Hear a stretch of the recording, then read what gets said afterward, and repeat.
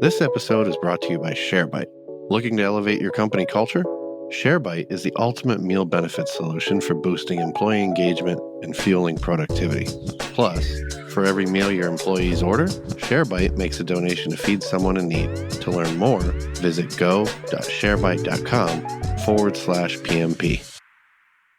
Most people are leaving at least 10% on the table. So that's a lot of money. If you figure out your last pay package, you could do a 10% calculation and say, wow, what could I do with that? It's life-changing money for some people. And in some cases, it's a lot more than that. Welcome to the People Managing People podcast. We're on a mission to build a better world of work and to help you create happy, healthy, and productive workplaces. I'm your host, David Rice. My guest today is John Gates. He's a corporate recruiting executive, pay negotiation coach, and the author of Act Your Wage. We're going to be discussing wage negotiations and how to ensure you don't leave anything on the table when you take a new position. John, welcome. Thanks, David. I'm grateful to be here. Appreciate it. Yeah, it's awesome to have you. So first, tell us a little bit about you, how you got to where you are, and what led you to write Act Your Wage. It's an interesting story, David. I was not always the dashing executive that you see today. I was once a starving college graduate. And when I graduated, I was wanting to be a financial analyst. And I had a job all lined up with a tech company in Portland, Oregon, where I lived at the time. And 3 weeks before I was supposed to start, they rescinded all the job offers.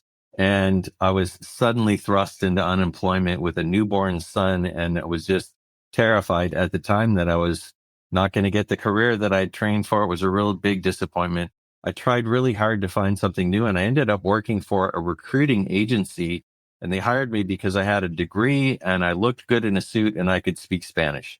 That's how I fell into recruiting. I kind of got there by accident, and I think most people who are recruiters end up in it by accident. So I started doing that, and I found out I was really, really good at it. But David, they paid me $16,000 a year. That was my salary coming out of college, and it was starvation wages. I drove a 1971 Volkswagen Super Beetle with a flat spare tire. And I was sure if any of the other four went flat, I was not going to get to work. It was just a bad situation. So I kind of worked for these agencies for about 5 years and starved the whole time. Finally got a job with a tech company in Portland as a technical recruiter, my first corporate recruiting job. And I got laid off from that job about 3 years later. It was right after I had bought my first home, like 6 months after I lose my position because the marketing department kind of messed up the product line. And so here I was with a very light severance plan. Like a lot of people, maybe some of the folks watching today, I was terrified that I was going to lose the house I just bought, that I wouldn't be able to feed my young family. All those fears and insecurities came up.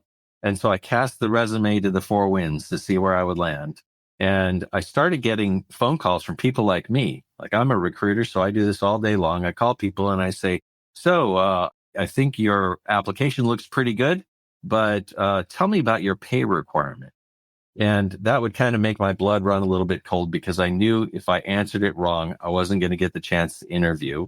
So I would typically lowball myself a little bit at that step just to get the chance to interview. And I got an interview with Capital One in Richmond, Virginia, which is about as far away from Oregon as you can go. So I flew out to Richmond and I discovered the most difficult selection process I had ever seen. There were over 20 behavioral competencies that I had to pass. And if I failed even one of those, I wasn't going to get an offer. They had 3 different tests that I had to take. And if I failed the cut score on that, I wasn't getting an offer. And I had to do a business case interview. And if I failed that, I was out. So I went through that process. And after I was done, it was like wiping the sweat off in the interview process in that room. And the recruiter that I was working with came in and he sat down. His name was Chip. And Chip said, John, I'm going to level with you. Our process declines 90 to 95% of the people who interview. It's designed that way. We're very picky. I've interviewed 23 people, brought 23 people on site for interviews. Only 2 have passed the process and the other guy just withdrew. So tell me what it's going to take to get a yes out of you today. We really want you to join us. And so can I please tell the hiring manager that you've accepted the offer? What's it going to take? And he put an offer down and it was already a pretty good offer. But I realized the immense leverage, like he just about wrote me a blank check. And so I said, well, 10,000 extra in salary. I want a different incentive plan. And that was a big deal at Capital One, moving up the incentive plan ladder. I got the relocation plan that's usually reserved for executives. And it was amazing. And I was so excited. I flew home and told my family that all this stress that we've been under as a family was now gone, but we were going to have to move to Richmond, Virginia. They were all on board. But I spent the next 3.5 years at Capital One wondering what I left on the table. Like it just haunted me. And so I thought, well, how could I have done that better? And I started doing two things. I started tracking how much candidates were leaving on the table. I would get offers like pre-approved for a certain level. And if I could close lower than that, I would track that as negotiation savings. And through that, I started to realize how much money candidates were leaving on the table.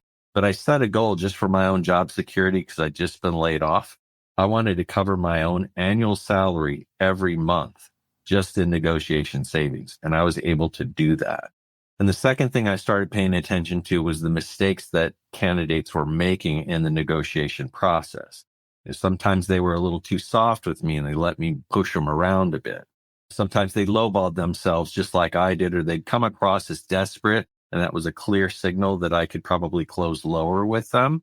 So I started tracking those things and putting it together in my mind. And the light bulb just started coming on that maybe I could help people in this process. So I started with my inner circle, my family and friends, started helping them for free. And I realized, wow, I was helping them to scoop up all this gravy that was left on the plate, money that the company would normally just give them happily, that they were just going to leave on the table anyway.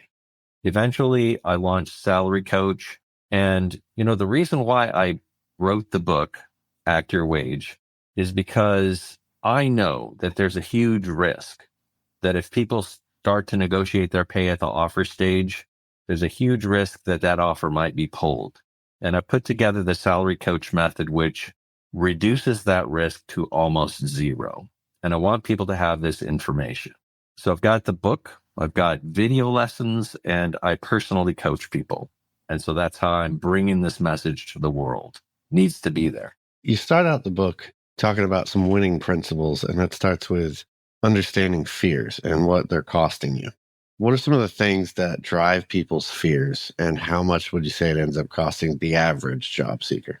The fear starts with a misunderstanding of what negotiation is. And I think most people think that negotiation is high conflict, high risk. It's oppositional. It's confrontational. It's like strapping on a suit of armor and walking into an arena and dueling to the death with some other person that's in there. There's a winner and there's a loser. And if that's what people think negotiation is, then they're typically afraid of engaging in that because they know the person they're crossing swords with is somebody like me, a professional duelist. And they're just a beginner at all this. So it kind of pushes them into the corner. But I think the other thing is just the fear of loss. They know that if they answer the screening question wrong, what's your salary requirement, for example, that they might lose the chance to interview, and they don't want to lose that. Sometimes the biggest fear probably is that if they negotiate at the end, that it's a game of chicken, a high-risk game of chicken, and there's a good chance maybe that offer will be rescinded at the end. And that's the biggest disaster of all. They don't want these risks. And so because they don't want the risk or the fear, it pushes them into a very conservative place. I think most people, based on my own tracking and also the track record of my business, most people are leaving at least 10% on the table.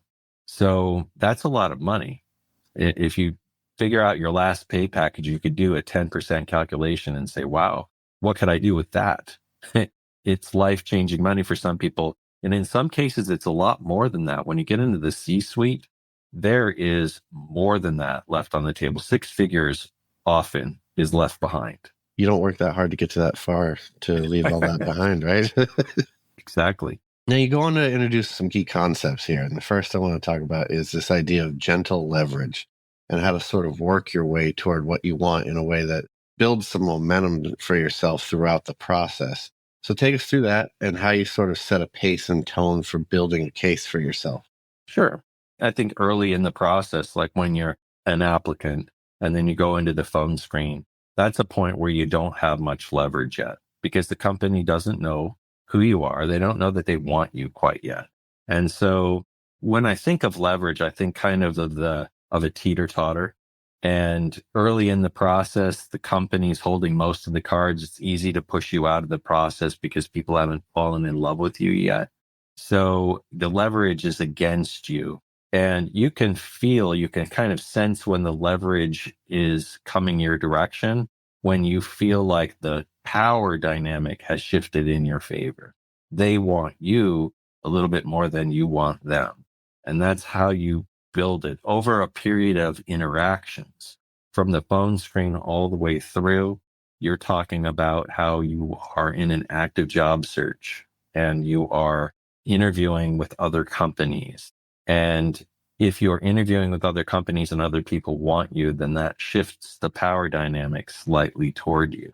When you're interviewing, you have to connect yourself to the value of the company. Most people just, when they interview, they answer the questions that come at them, but they don't sell themselves as a high value candidate. And the higher your value, the more they want you, the more they're afraid of losing you. So that's the momentum that I'm talking about in the book. You have to go from them not caring about you over a period of time to now they're afraid that you'll say no. And that's a transition that happens over the course of several conversations.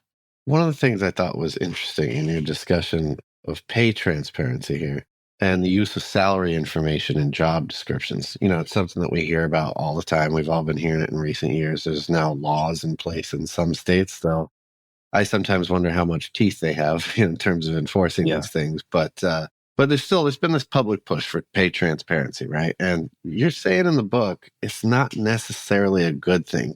Take us through kind of how you see this issue here and how it impacts people's ability to know what they're worth. I think it does help to some degree for people to know what they're worth. But the problem here that I see for job seekers is that some think that this is the silver bullet that's going to solve this negotiation stress that everyone feels. Like as soon as somebody starts asking you what your pay requirement is or what you're worth, it puts you on the defensive.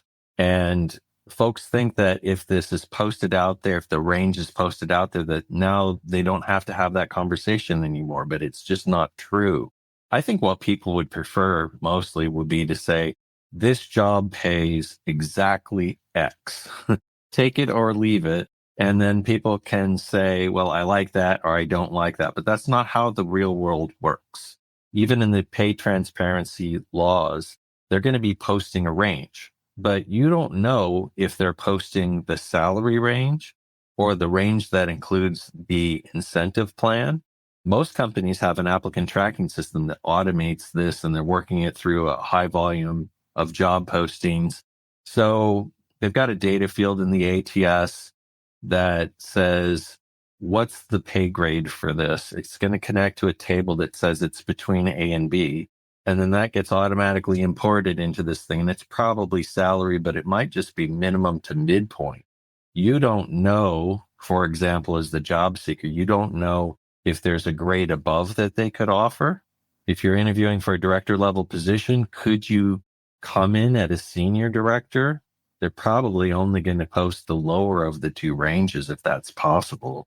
So don't be so reliant on this range thinking that it's going to solve the whole problem. You're still going to end up a point on the range somewhere, more than likely. The recruiter is used to people saying, well, if the range is 150 to 225, and I ask them what their pay requirement is, they're going to say 225 or 220 or 218 or something like that. Recruiters are used to pushing expectations down in that case, and they'll actually use the range that's posted to reset your expectation lower than it could be otherwise if there was no range at all posted. The reason they want to push your expectation down is because it's easier to close you at the end if there's a slight surprise to the upside. It's harder to close you if the offer's a little below what you discussed early on. you become disappointed. And it could be the same number in both cases. But recruiters are trained, and I train recruiters. I've trained hundreds of recruiters to set the expectations lower and then surprise on the upside, because you'll have a much easier time at offer acceptance with that. So the negotiation, you argue in the book, it goes on, like you said, throughout the recruitment process, from the time you start filling out an application, right? That what's your desired salary box. So what are some of the biggest things people do wrong in those early stages, and how do they fix it? By the early stages, I'm going to focus on the application and in the phone screen. So some of the biggest mistakes they make in the application process is sometimes that pay requirement box that you have to fill out will allow text, not just a number. And if people put negotiable or open or something like that in there, it's a mistake. A lot of people say that's what you should do. This is bad advice, and I'll tell you why. Recruiters are incredibly busy people. The average corporate recruiter might have 30, 35 open positions they're working on. They have 40 hours a week. So you can do the math and figure out how many hours per position they have to look at resumes, to look at 200 applicants, to figure out who they're going to call, to spend 15 or 20 or 30 minutes on a call with somebody, screening them. It's not much time at all. So if there are 85 applicants on a job and 15 of them are, these ones will look good, I should call these 15. The recruiter has to cut that down even more, because they only have time to call 4, 5, or 6 people at the most. So who are they going to call, and who are they going to put in the maybe later pile? They're going to call the ones that check all the skill boxes, that meet all the requirements, that have the right industry fit. That pay is a big screening thing. They want to see that you're kind of in the kitchen there. If you put negotiable, it's annoying to them. It opens up a point of risk for the recruiter that they're going to commit their calendar to something that's in the first few minutes going to figure out it's not a match. So that's the application. Now, in the phone screen, I think there are a lot of mistakes people make. The first and biggest one is that when they get that question about pay, they answer with a number. And that's what most recruiters want you to do. And that's what most people will do. They'll say, so David, got your application. I'm glad that we made time to talk together today. First, let me just ask, what's your pay requirement? How much money do you need to make? And your knee-jerk reaction is probably to say, well, I'm looking at maybe a package of 185, something like that would work for me. If you give them a number like that, it's either too high or it's too low. If it's too high, you don't get the chance to interview. They're going to screen you out before you can advance. If it's too low, and that could be the case, you could say, well, 185 would make me happy. Well, what if they were willing to go to 220 or 187 or something like that, right? You just left money on the table right there. And so another mistake that people make in the phone screen is, again, being ambiguous about their pay requirement. And some people coach folks along these lines, and I think it's a huge mistake. They coach people to say, well, it's too early in the process to really tell you. I think I need to interview first, and then we'll talk about pay once I understand the scope better. And that's partially a good answer. But the worst thing that can happen to a corporate recruiter is that they recommend that someone interview someone. You tie up a short staff team with an interview, and then you discover after all that the person's way out of your pay range. Recruiters don't want to take that risk. So they will likely screen you out if you take that approach, unless you're a unicorn. And even in that case, a well-trained recruiter will press you before they will schedule the interview. So how do you get past this? That's the next question. How do you get past this stuff? In the application, I'll put a medium low number in there. You're not going to be stuck with that. But if the application requires you to put a number, you got to put something in. If it's text, you could still put in a medium low number. Purpose here is to get your phone ringing. But like I said, you're not going to be stuck with that. In the phone screen, you want to transition into a range. And I go through an exact script in my book for how to do this. But instead of saying 185 would make me happy, you can say something like, I'm interviewing with several companies and the range that I'm discussing with them is 180 to mid twos. And I realize that's a broad range. but we can narrow that down a little bit later. That's the range that I'm discussing with other companies. As long as the recruiter feels like they can get you, they'll advance you. They might want you to narrow this range down a little bit, or they might want to have more substantial discussions, but that's good for you at this stage. Stick with a range early on. That's what you want. You lay out a cool example of someone kind of improving their value in the interview process. And one of the things that really comes down to is connecting what you do and what's valuable for the business, right? What advice do you have for identifying what a business will value most and how to connect yourself as sort of the solution to that thing? I think that there are 2 points of value connection that you need to make here. One is you're interviewing with a person. They're not on the interview team unless they are a stakeholder in the position of some kind, like they've got stakes. And you want to try to understand for them, what does a high value hire look like? And an easy way to do that is to ask them something like, if you were to make a hiring mistake on this position, or if you were to hire the wrong person, what's the worst thing that could happen? And that's an easy way for them to start talking about what's the downside of a negative hire. The opposite of that is what they would expect a high quality person to deliver. And when they start describing the worst thing that can happen, then you can ask another question and you can say, well, what would happen to the business if that happened? Maybe you don't make that product launch on time, or maybe the company's reputation is damaged or something like that. Like, okay, the next question after that is, what would that cost the company if that happened? Let's try to put this in dollars and cents. And if you're the person who can solve the personal problem of the stakeholder, you're the solution to their biggest fear, and you can solve a $2 million problem for them, then asking for an extra $20,000 at the finish line seems justifiable in their mind already. One of your biggest pieces of advice in the book is to not accept an offer immediately. Now, we know this is where a lot of folks, they get sort of nervous, right? What are some of the tips and techniques that you have to help navigate it and sort of how they need to think of it philosophically? Because you say in the book, the goal here isn't to twist arms. So what is your advice here? I think it's important to realize that if they've offered you the job, they want you to say yes. In fact, you get a lot of pressure to say yes right away. They might even craft the offer in a way that's, this is what you said you want, so we're giving you what you want. We expect a yes out of you. The recruiter wants to put this requisition behind them. They want to move on to the rest of the stuff on their plate. The hiring manager really wants to fill that gap on the team. Maybe they've got people threatening to quit. They want you to say yes. So the thing to remember is, when we talked about leverage, you have the most leverage right now between the time that you say, or that they offer you the job, and the time that you say yes. Most people make the mistake of saying yes immediately. And I know I've made that mistake myself. As soon as you say yes, you give up all the leverage that you have to ask for something else.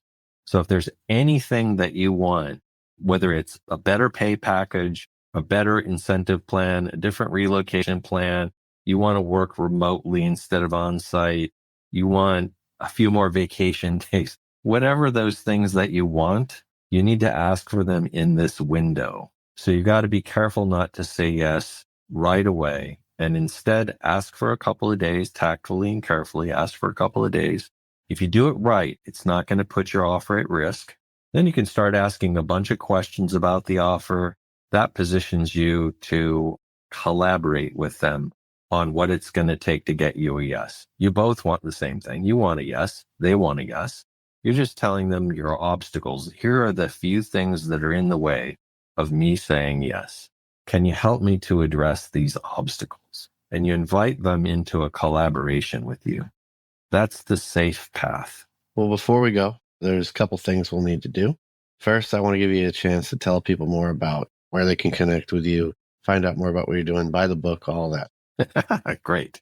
Okay, so to connect with me is fairly easy. LinkedIn is always a good place to connect with me, and you can follow me there. I have a lot of content that's coming out on this topic. So if you'd like to stay in touch with me, that's a good way to do that. You can always reach me directly at john@salary.coach. So if you have a personal question you want to ask me, you can do it that way. You can also check out the Salary Coach Academy, which is salarycoachacademy.com. All right. And the final thing that we do on every podcast, we have a little tradition here where you get to ask me a question. So I'm going to turn it over to you. Ask me anything you want. Well, I was excited to hear, David, that you read the book and you wrote out a lot of questions based on the content of the book. And that's great. So you've had an amazing career. I looked at your LinkedIn profile. You've been a writer and an editor for a lot of different places. And just like everyone else, you change jobs every once in a while. I'm curious about how the pay discussions have historically made you feel and how reading the book may have addressed some of those feelings. So historically for me, right, I came out of school, my job was seemingly devalued very quickly. Like a lot of older millennials, I came out to an economic crisis, right? And people in my field were getting laid off left and right. All of a sudden, there was a ton of journalism talent around, and it made having any sort of pay discussion a little difficult in that sense. I became very nervous because I hadn't proven myself. I hadn't gone through the whole cut your teeth phase. And so I felt like I was starting 3 squares back. The balance of power, like we talked about, and leverage. Yeah. I felt like I had none for a long time. And it wasn't until a few years ago that I started to realize that I had some skills and some experiences that could allow me to require more of an employer and to bring that into the conversation. It was nerve-wracking because I didn't know how to do it. Most people don't, David. Yeah, you're not alone there, for sure. So, you realize that you have value, but now how do I communicate that in the right way and not just come off as demanding or even confrontational, right? So that's been a journey. And as I read the book, there was a lot of things where I thought, okay, I've been guilty of that before. Oh, I did that. You start thinking about, did I leave a lot on the table when I did these other ones? I also liked the idea of building value through the interview because I've gone through a few interview processes where I've had to essentially do that. And it's been a great experience. And it does make you feel a little bit more comfortable when you get to the final stages and you've developed this relationship and they know what you can do. There's a reason I'm here kind of thing. And there's a reason that you've got me to the point that you're now showing me numbers. Right. So that's all of that is something that I think you kind of learn with age, but as certainly when you're younger and as you go up the ladder into more senior positions, it's not something that maybe comes naturally. Right. So yeah, I think most people are pay discussion beginners, even if they're experienced hiring managers and they're used to dealing with that on the other side of the table. Like when it's your house, when it's your deal, when it's your family's budget, the stakes change when it's your deal. Yeah. Some of my clients are recruiters that negotiate this stuff for a living and still they're not quite sure how to do it on the other side when the shoe is on the other foot. That's great. I'm glad that the book was valuable to you. And I hope that if there's a future job change at some point, David, that you can use this and get everything that's coming to you. Well, thank you. I appreciate that. And I appreciate you coming on the show today. We enjoyed having you. Sure. I enjoyed it too. I appreciate you.